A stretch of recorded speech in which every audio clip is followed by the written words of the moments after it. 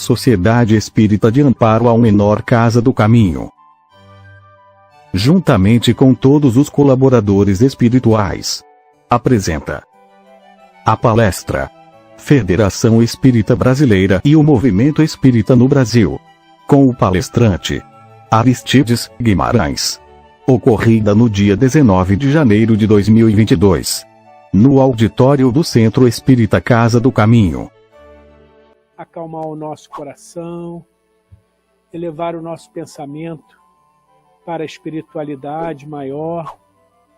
Vamos tentar, sintonizar com as melhores vibrações do nosso amado Mestre Jesus, que Ele possa nos amparar na nossa jornada, através dos seus mentores espirituais, dos nossos mentores, dos nossos protetores, para que a nossa jornada seja um caminhar de progresso moral, espiritual, que nós possamos fazer sempre as nossas reflexões diárias, no sentido de olharmos os nossos pontos de melhoria, que nós possamos ser fraternos aos nossos irmãos de jornadas, que nós possamos ser carinhosos com os nossos familiares, com os nossos amigos e com todos aqueles que cruzam o nosso caminho, que nós possamos amar o nosso próximo como a nós mesmos, como Jesus nos ensinou. E assim nós pedimos, humildemente, a proteção dos bons espíritos para a palestra de hoje do Guimarães, que ele possa receber toda essa inspiração do preparo que ele fez, do cuidado que ele teve para trazer esses conhecimentos para nós. Primeiramente, então, agradecemos a todos que participam desse encontro, do Guimarães, do nosso presidente, todos os trabalhadores da casa. E assim pedimos autorização para iniciarmos o nosso estudo, a nossa palestra da noite de hoje. Assim seja. Então, hoje eu escolhi aqui, selecionei uma leitura do livro Fonte Viva, ditado pelo Espírito de Emmanuel, uma obra de Francisco Cândido Xavier. E aqui a gente tem o parágrafo, a leitura 137, que diz: atendamos ao bem. Em verdade vos digo que quantas vezes o fizeste a um destes meus irmãos mais pequeninos, a mim o fizeste. Isso foi dito por Jesus e está em Mateus, no parágrafo 25, versículo 40. Não só pelas palavras podem simbolizar folhas brilhantes sobre um tronco estéril. Não só pelo ato de crer, que por vezes não passa de êxtase inoperante. Não só pelos títulos, que em muitas ocasiões constituem possibilidade de acesso aos abusos. Não só pelas afirmações de fé, porque em muitos casos as frases sonoras são gritos da alma vazia. Não nos esquecemos do fazer. A ligação com Cristo, a comunhão com a divina luz, não dependem do modo de interpretar as revelações do céu. Em todas as circunstâncias do seu apostolado de amor, Jesus procurou buscar a atenção das criaturas, não para a forma do pensamento religioso, mas para a bondade humana. A Boa Nova não prometia a paz da vida superior aos que calejassem os joelhos nas penitências incompreensíveis, aos que especulassem sobre a natureza de Deus, que discutissem as coisas do céu por antecipação, ou que simplesmente pregassem as verdades eternas, mas exaltou a posição sublime de todos que disseminaram o amor em nome do Todo Misericordioso. Jesus não se comprometeu com os que combatessem em seu nome, com os que humilhassem os outros, a pretexto de glorificá-lo. ou com os que lhe oferecessem culto espetacular em templos de ouro e pedra, mas sim afirmou que o menor gesto de bondade dispensado em seu nome será sempre considerado no alto como uma oferenda de amor endereçada a ele próprio. Então, atendemos ao bem. Essa é a mensagem da noite de hoje. Agradecemos então Guimarães pela palestra. Seja bem-vindo.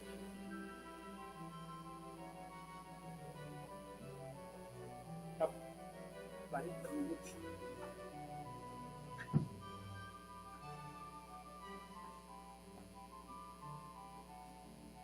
Boa noite, meus amigos. Tá dando para ouvir bem? Tá? A máscara não está atrapalhando, não? Tá.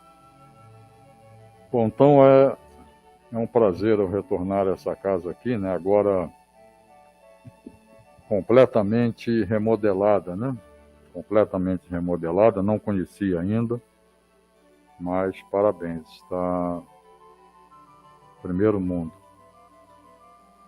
Então hoje nós vamos conversar o tema que nos foi solicitado foi o movimento espírita no Brasil.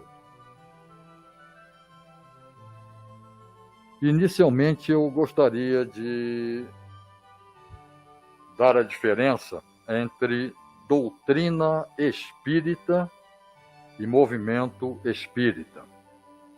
Porque muitas pessoas, muitas vezes, confundem a doutrina com o movimento. A doutrina espírita é uma coisa, o movimento espírita é outra coisa, né? A doutrina espírita é aquele conjunto de princípios básicos codificados por Allan Kardec, que constituem o espiritismo. Então nós temos no espiritismo aqueles princípios básicos, né? A pré-existência e a sobrevivência da alma, a pluralidade dos mundos habitados, não é? A comunicabilidade dos espíritos, isso aí foram os princípios que Kardec fez, que ele codificou para nos dar a doutrina espírita. O movimento espírita é aquele conjunto de atividades que nós desenvolvemos de uma forma organizada para pôr em prática a doutrina espírita. Então, o movimento espírita é um meio para se aplicar a doutrina espírita. Então, é a diferença. A doutrina espírita são os princípios básicos. E o movimento espírita é o meio para se aplicar esses princípios básicos. Então, isso é muito interessante. Nós não vamos nos ater somente ao movimento espírita no Brasil, até porque a história do movimento espírita ela é muito curta. Ela é uma história que começou em 1857, né? Quer dizer, uma coisa recente, é bem diferente de outras filosofias, de outras religiões, que têm até milhares de anos, não é? Então, nós vamos iniciar dando uma pequena pincelada no movimento espírita no mundo. Mas nós não vamos falar dos antecedentes, porque o movimento espírita, ele se inicia com a publicação do Livro dos Espíritos. Tudo aquilo, fenômenos de Hydesville, não é? Todas aquelas comunicações mediúnicas que sempre existiram, não é? Desde que o homem habita na face da Terra, essas aí são anteriores ao Livro dos Espíritos. Então, o movimento espírita, ele se inicia com a edição do Livro dos Espíritos em 1857, em 18 de abril de 1857. Então, quando o Livro dos Espíritos foi editado, ele já foi editado sob aquele guarda-chuva sobre aquele aporte, não é? Sob aquele aporte, que os fatos mediúnicos criaram. Então criou aquele clima, não é? Se criou aquele contexto. Os fatos mediúnicos, as mesas girantes, não é? Elas criaram a condição para que Kardec fosse investigar aquilo e dessa forma ele codificasse a nossa doutrina. E quando o Livro dos Espíritos foi lançado, ele, de imediato, ele alcançou um êxito muito grande na França.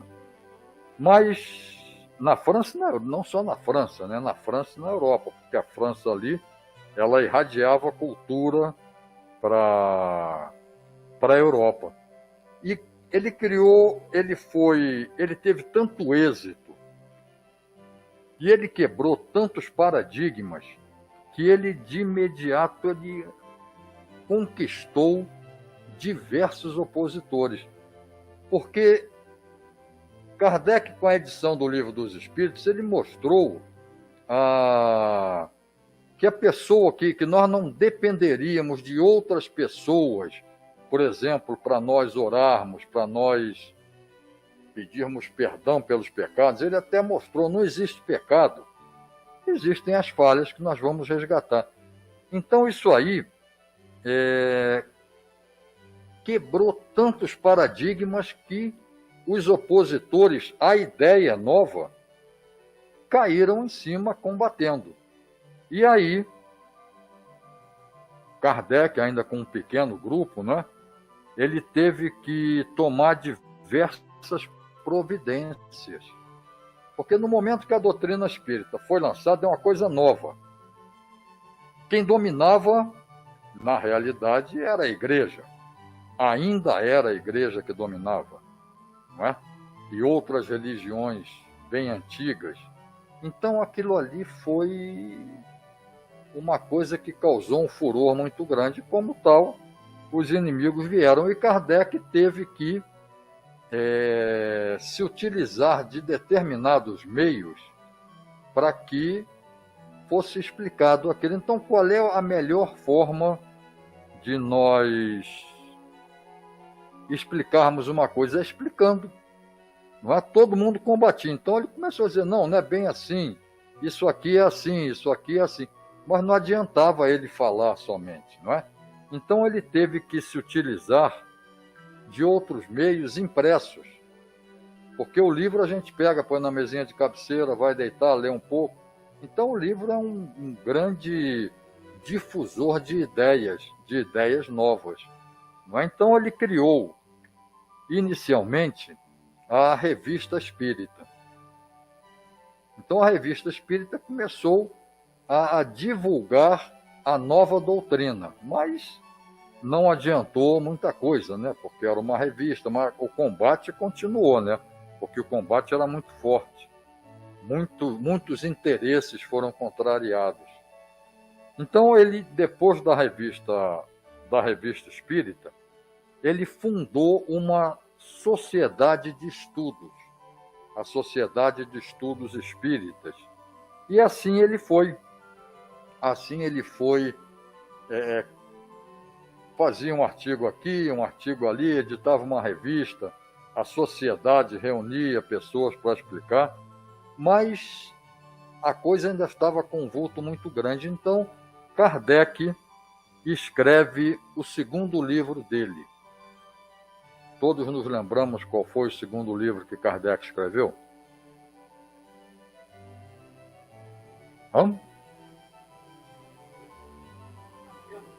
Não, um livro que ajudou muito na divulgação, né?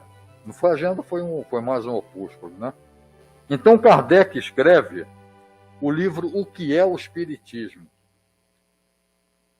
Foi o segundo livro que Kardec escreveu. Então muita gente pensa, não, o segundo livro foi o Livro dos Médiuns. Não, foi O que é o Espiritismo. O Livro dos Médiuns veio depois. E ali nesse livro, Kardec procura explicar, como o nome diz, o que é o Espiritismo.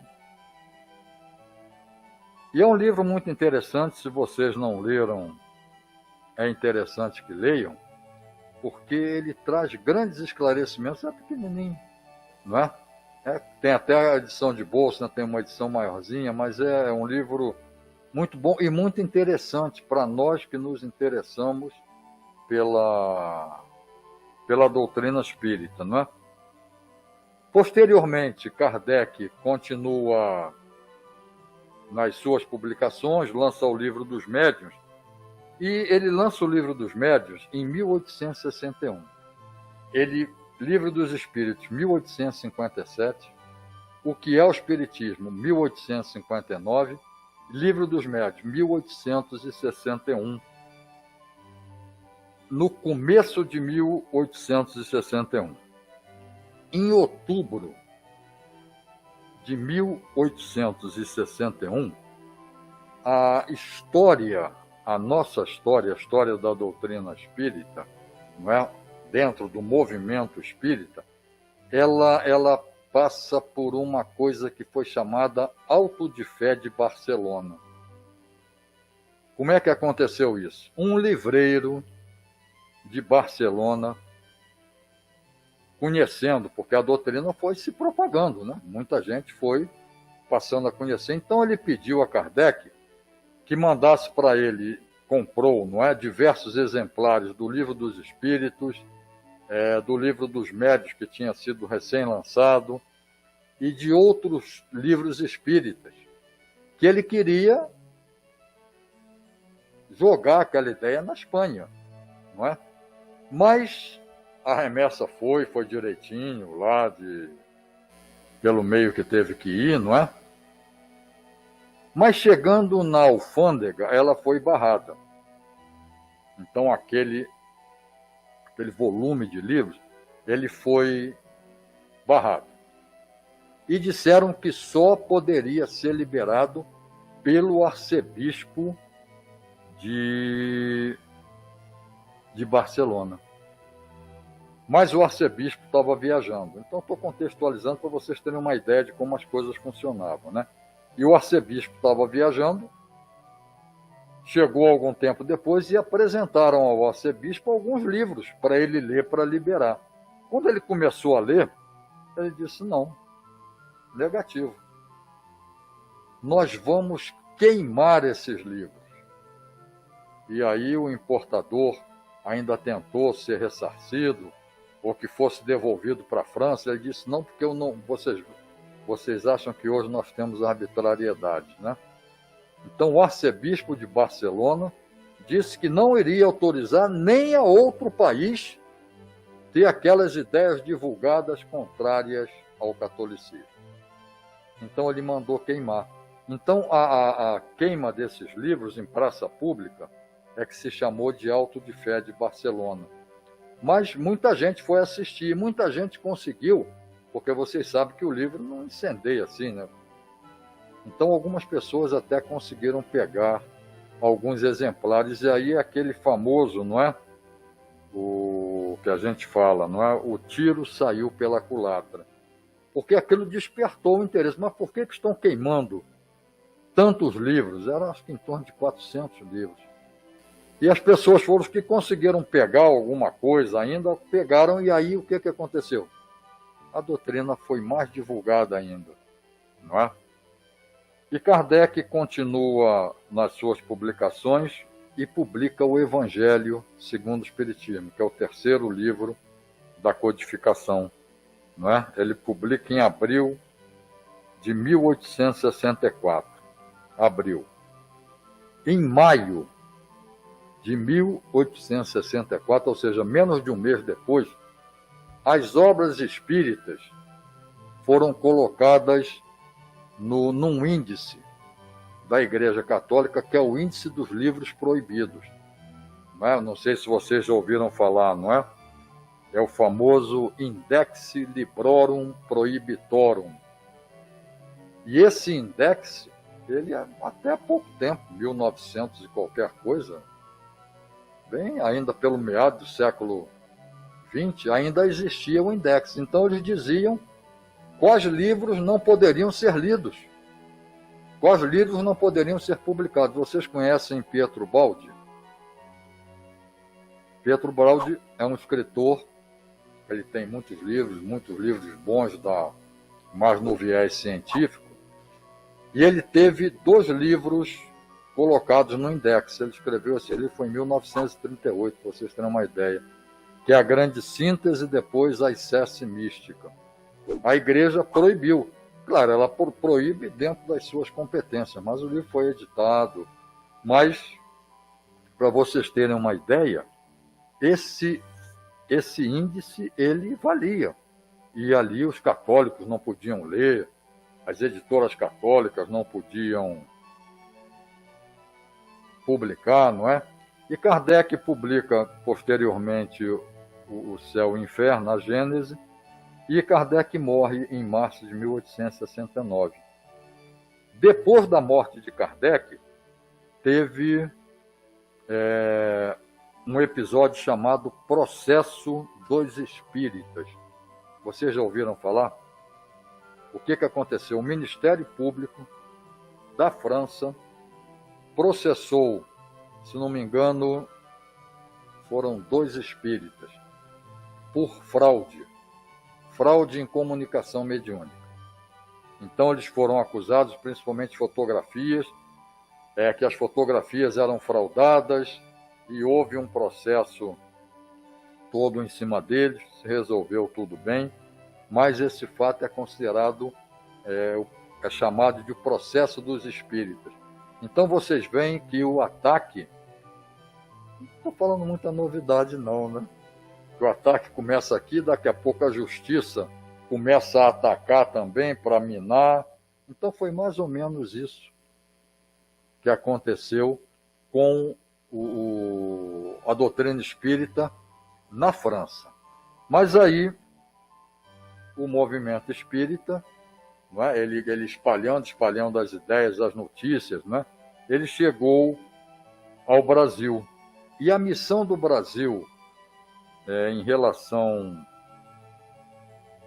ao espiritismo, ao mundo, ela é muito bem narrada ali por Chico Xavier, não é? No livro ditado por Humberto de Campos, Brasil, Coração do Mundo, Pátria do Evangelho. Vocês já ouviram falar desse livro? Ele vai dar a missão, como o Brasil foi escolhido, a reunião que foi feita no plano espiritual. É um livro muito interessante. Depois ele discorre sobre alguns aspectos históricos, não é? Mas antes até antes, acho que dos fenômenos de Hydesville, chegaram no Brasil 2 médicos homeopatas, Bento Muri e Vicente Martins. Então, esses médicos homeopatas, eles já conheciam, até antes dos fenômenos de Hydesville, o transe mediúnico e o magnetismo espiritual. Porque a homeopatia, ela trata do corpo espiritual. A alopatia trata do corpo físico. Não é um remédio que vai direto ao organismo físico. A homeopatia, ela trata por intermédio de energias, ela trata o corpo espiritual. Porque a doença, antes de se instalar no corpo físico, ela se instala no corpo espiritual. Até por uma questão de topografia, né? Porque o corpo espiritual reveste o corpo físico. Então a doença, antes de chegar ao corpo físico, chega ao corpo espiritual, e eles já conheciam o transe mediúnico e já conheciam a força que tinha o magnetismo espiritual. E o lema deles era o mesmo lema da bandeira de Ismael: Deus, Cristo e caridade. Esse lema está bem narrado no livro Brasil, Coração do Mundo, Pátria do Evangelho. Os fenômenos de Hydesville, quando estavam acontecendo, eles não passaram despercebidos no Brasil. Então o Brasil já estava seguindo não podemos dizer profecia, não é mais ao direcionamento que Jesus havia dado, plantando a árvore do Evangelho, tudo aquilo está tudo no livro Brasil, Coração do Mundo, Pátria do Evangelho, né? Que ele transplantou a árvore do Evangelho para cá, para esse país, em forma de coração, etc, etc, né? E os fenômenos de Hydesville, eles não passaram despercebidos da corte brasileira. Então, no segundo reinado, não é? No segundo reinado, eles já tinham conhecimento do que estava se passando nos Estados Unidos, porque os fenômenos de Hydesville foram dos Estados Unidos, aí migrou para a França a ideia, a filosofia, tudo, e lá é que foi codificado. Não é? Eles até disseram que um jornal chegou a escrever que o fenômeno é de natureza, nasceu na América do Norte, mas a França naturalizou ele francês, né? Então ele já, no segundo reinado, a nobreza já conhecia, já fazia reunião dos fenômenos de Hydesville.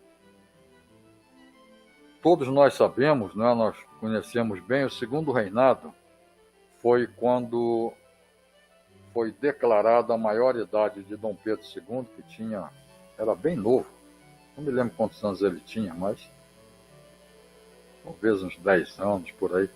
Mas com a renúncia do pai dele, o pai dele renunciou para voltar para Portugal, mediante pressão, e renunciou ao trono em benefício do filho, em 1840. E o segundo reinado durou até 1889, com a proclamação da República. Então, esses nobres do segundo reinado, eles já tinham conhecimento, já se reuniam para conversar sobre os fenômenos de Hydesville. No Jornal do Comércio, em 1853, né, o Livro dos Espíritos, 1857. No Jornal do Comércio, de junho de 1853, eles publicam esses fatos, né? Ele diz que fatos estão empolgando, né? Principalmente Estados Unidos e Europa, eram os fatos mediúnicos, né? Era aquilo, no caso, os fenômenos de Hydesville, não é? Das mesas girantes, tudo isso. Isso aí foi publicado no jornal em 1853. Em 1865, na Bahia, é instalado um grupo familiar, que foi o primeiro centro espírita do Brasil. Eles chamaram Grupo Familiar do Espiritismo. Foi o primeiro centro espírita no Brasil e a primeira mensagem mediúnica foi recebida por Luiz Olímpio Teles de Menezes. Ele presidiu a reunião mediúnica e recebeu uma mensagem de um espírito oficial que denominou Anjo Brasil. E aí a coisa vai indo, não é? O espiritismo continuou sendo combatido aqui no Brasil, e esse mesmo Olímpio Teles de Melo, ele, para firmar a posição, para esclarecer, para responder àqueles que estavam combatendo, não é? Ele lança um periódico. Ele lança um periódico que é chamado Eco da Além Túmulo, que foi o primeiro jornal espírita do Brasil, Ecos de Além Túmulo. Então vocês veem que a coisa ficava, ataca, aí explica, defende, tal, aquele negócio todo. Aí com essa evolução eles criaram o grupo Confúcio, né? E que o regulamento do grupo Confúcio tinha que seguir as formalidades previstas no Livro dos Espíritos e nos livros do médium. Eles adotaram o seguinte lema: sem caridade não há salvação, sem caridade não há verdadeiro espírito. Mas esse grupo, que foi criado em 73, ele se extinguiu em 1876. E com a extinção desse grupo, que estava congregando os espíritas, o movimento espírita entrou numa fase muito difícil, porque ele foi fracionado.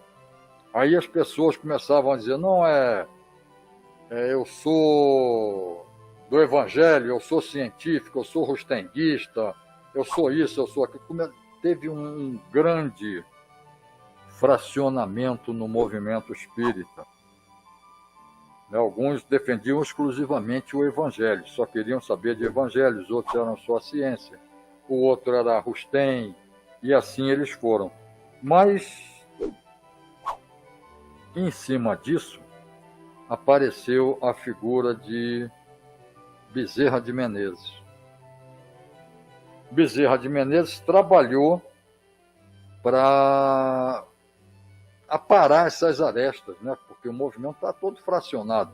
Então ele veio e foi conseguindo, ele congregou, ele conseguiu congregar novamente a doutrina espírita, não é? E em 1º de janeiro de 1884, eles fundaram a Federação Espírita Brasileira. Esse mesmo grupo, não é, com Elias da Silva, ele capitaneou a fundação da FEB, da atual FEB. E o trabalho de unificação continuou, porque a FEB foi criada para fazer a unificação da doutrina espírita, que ainda era muito tumultuado. Então, eles, em 1904, assinaram um documento chamado Bases da Organização Espírita. E esse documento, como o nome diz, né, eles estavam dando uma diretrizes para a organização espírita. E esses instrumentos eles foram divulgados, e aquelas instituições que compareceram, porque a ideia deles, quando fizeram essas bases, era criar em cada estado uma organização semelhante à Federação do Rio de Janeiro. A FEB inicialmente era no Rio, né? Foi no Rio de Janeiro, depois é que ela veio para Brasília. Então eles conseguiram que alguns estados criassem essa adesão à não diretriz, mas à orientação de um órgão central, que foi a FEB. Isso aí ficou conhecido como Pacto Áureo, em 1949.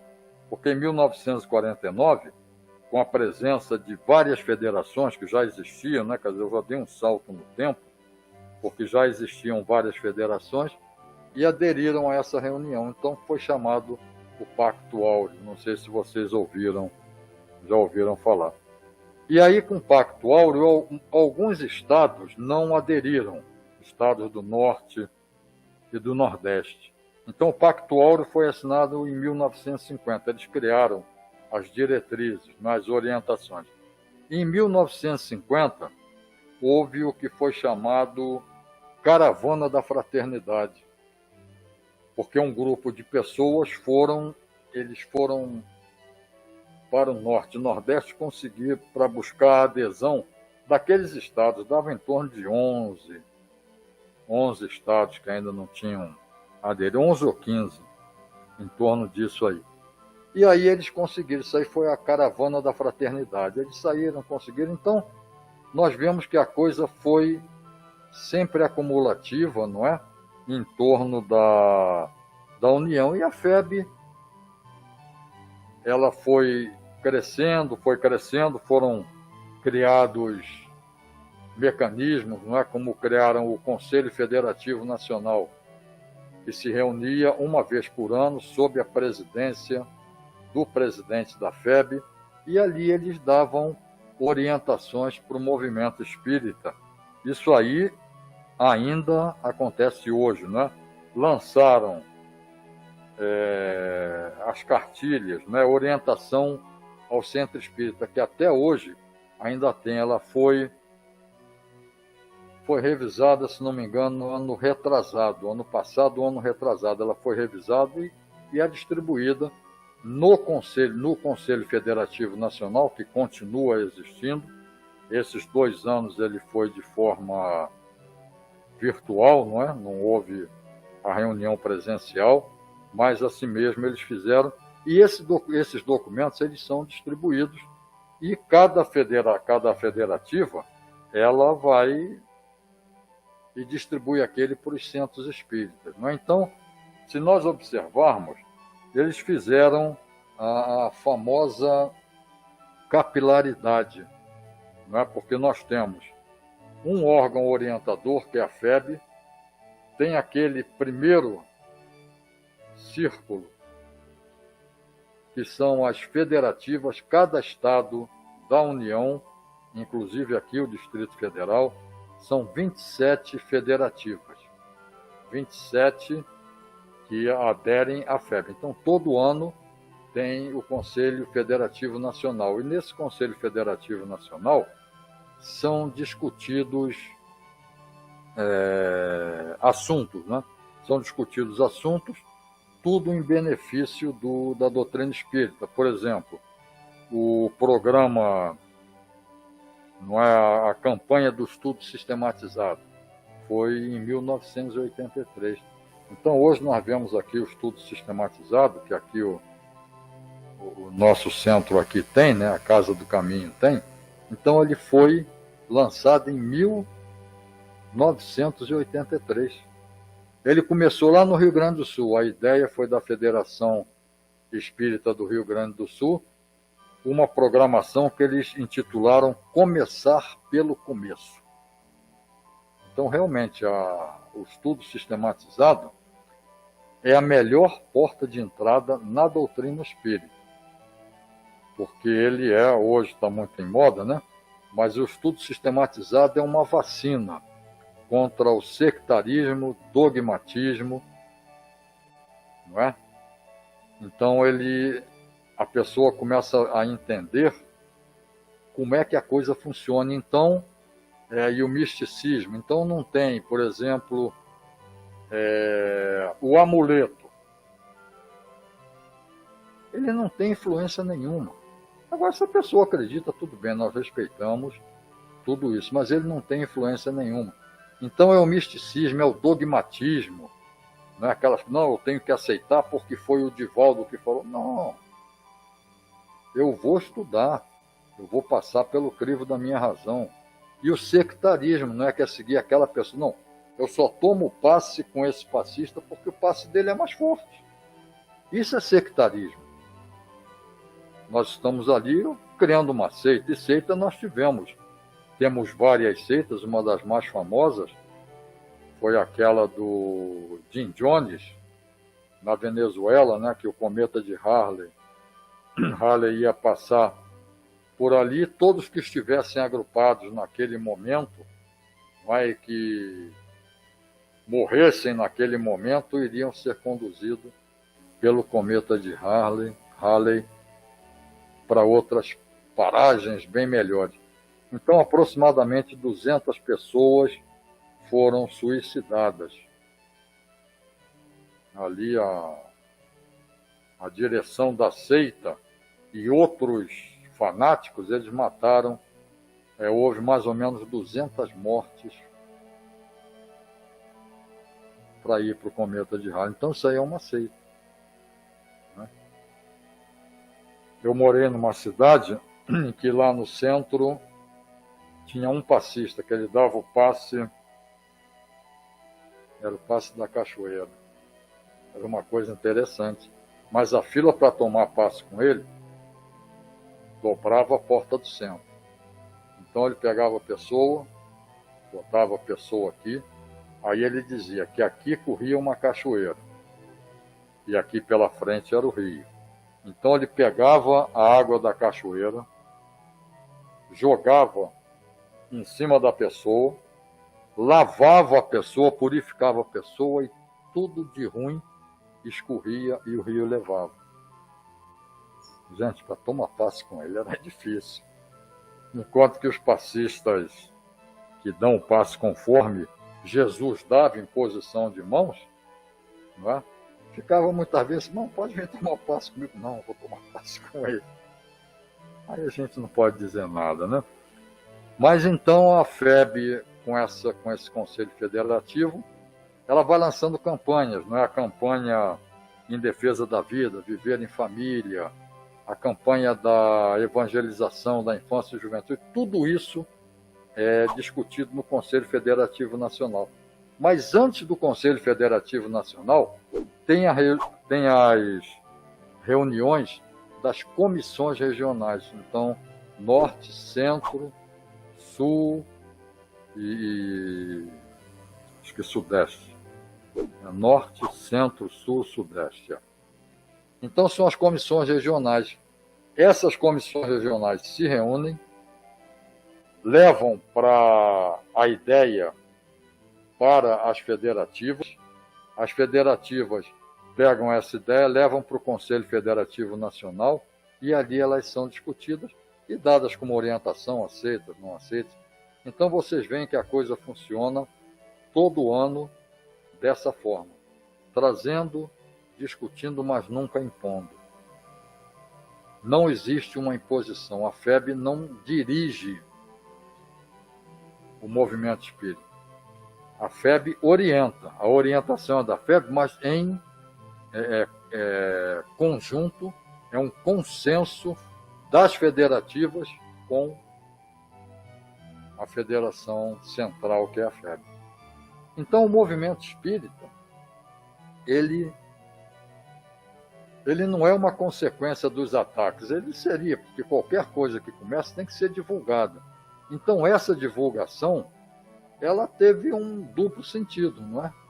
Um duplo objetivo, que foi a divulgação propriamente dita da ideia e foram as defesas, os esclarecimentos que se faziam necessários para aquela doutrina que estava começando. E até hoje,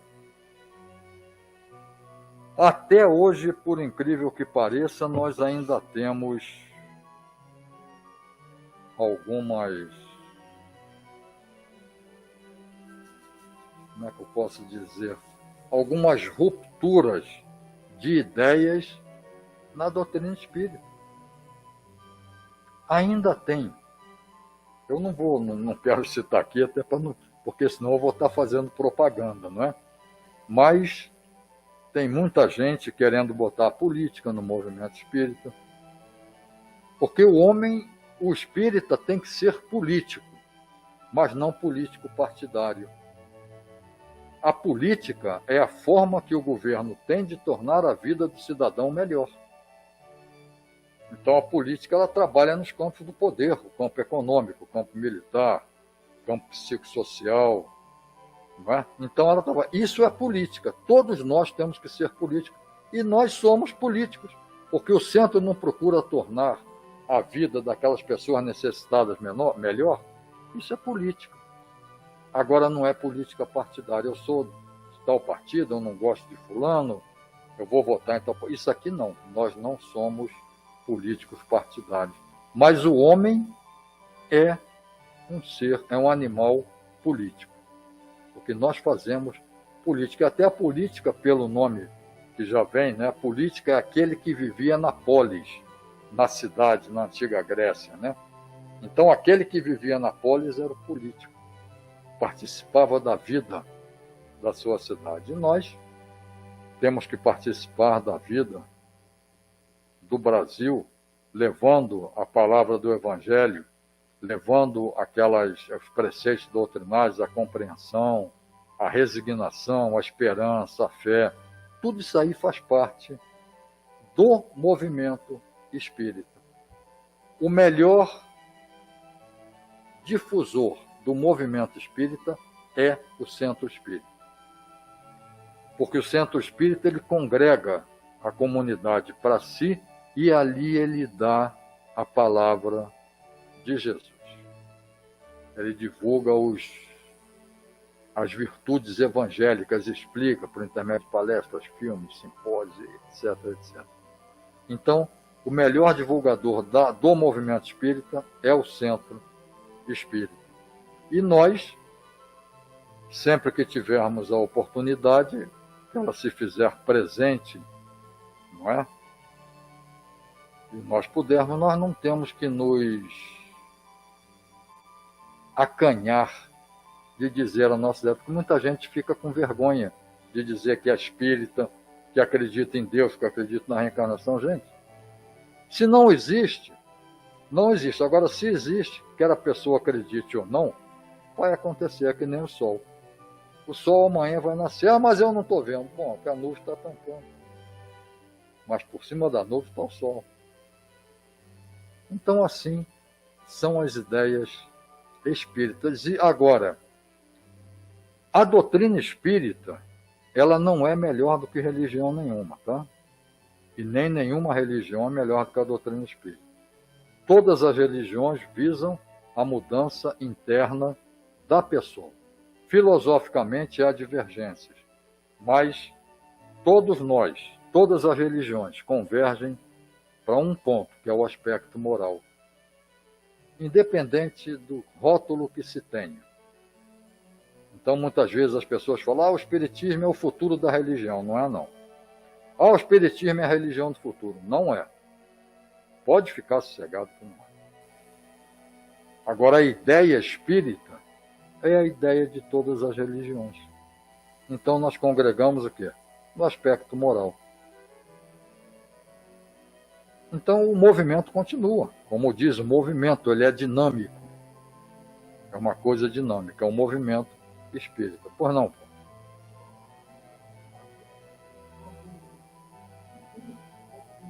Do crivo.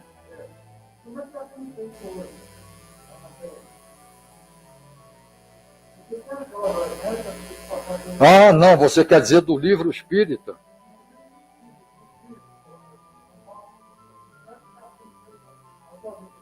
Não, é a FEB, ela tem um grupo relativamente grande que analisa a obra espírita sob diversos aspectos. Tá? Então, analisa sob o aspecto doutrinário. Então, aquele assunto é doutrinário.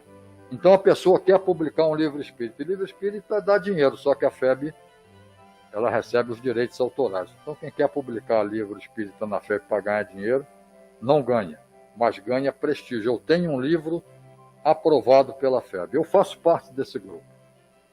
Tá? Então, nós pegamos, eu faço parte do aspecto doutrinário. Né? Lê-se o livro, analisa as proposituras dele, os conceitos e diz, não foge à doutrina. Ou então foge à doutrina, e é dado um parecer. Não é? Favorável, contrário, ou favorável com restrições, tem que mudar tais coisas. Tem a equipe que faz revisão de português. É uma equipe grande. Depois que o livro passa, ele vai para outras pessoas que vão... Então, um livro muitas vezes leva mais de um ano sendo analisado para ser liberado.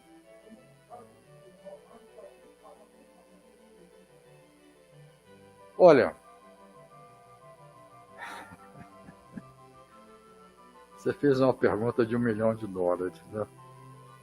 Você fez uma pergunta de $1 milhão. Eu diria que a maioria esmagadora passa pelo crivo. A maioria esmagadora. Mas não seria... Eu não me sentiria bem em responder a você que todos. Um ou outro escapa, tá? Um ou outro escapa. Agora, digamos que 99,8% passam pelo crivo. Então, quando tem o logo da FEB, é porque foi analisado. E muita gente quer o logo da FEB para fazer currículo. Mas...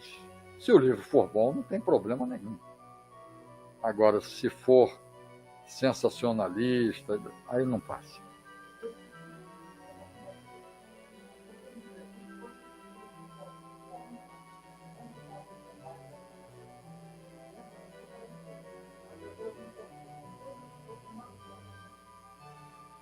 Inclusive, a FEB está...